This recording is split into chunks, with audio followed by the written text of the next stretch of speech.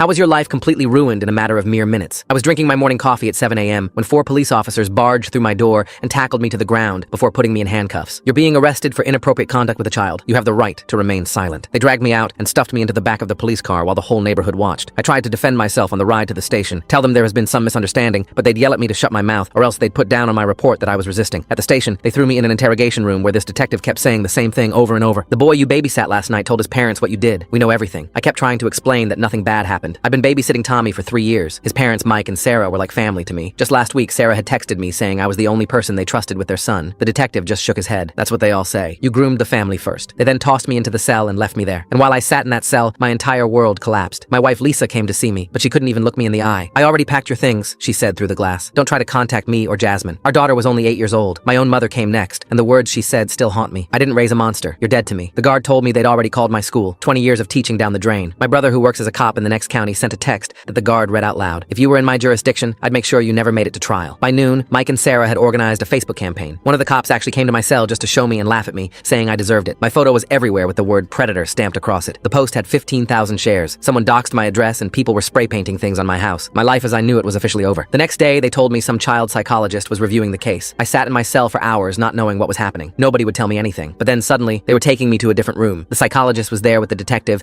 and they had this look on their faces I couldn't read. She started asking me about the previous night with Tommy. I told her everything I could remember. We did homework, I made him mac and cheese, and then there was the incident with the letter. What letter? She asked. I explained how Tommy's teacher called me earlier that day because she couldn't get a hold of his parents. She told me Tommy had been bullying a disabled kid in his class. I was pretty mad when I heard that. I had been bullied myself for factors out of my control when I was little, and I knew the pain Tommy was inflicting. So I made him sit down at the kitchen table and write a genuine, heartfelt apology letter to the boy. But Tommy didn't like that. He refused at first, then threw a tantrum when he realized I wasn't letting him watch cartoons until he wrote the letter. He finally did it, but afterwards he was super angry with me the entire rest of the day. The psychologist exchanged glances with the detective when I said that, and they left the room pretty shortly after. I sat there for what felt like forever. My hands were shaking, no idea what was happening. And then, after what seemed like hours, the door burst open. It was Mike and Sarah, and they rushed in with the psychologist. Sarah was crying hysterically. Oh my God, I'm so sorry. Tommy lied. He admitted everything. He was mad about the letter and thought if you got in trouble, he wouldn't have to give it. We didn't know about the bullying or the lying or any of it. I just stared at them. These people who called me family destroyed my life without even asking what happened. Mike kept saying they would tell everyone the truth, but I could see it in their eyes. They knew what they'd done, couldn't be undone. When they finally released me that afternoon, nobody was waiting. My wife wouldn't answer my calls. My mother's phone went straight to voicemail. The school had already sent a formal letter terminating my employment. My brother had blocked my number. Everything I'd built over 43 years was gone because a 7-year-old didn't want to apologize for bullying another kid.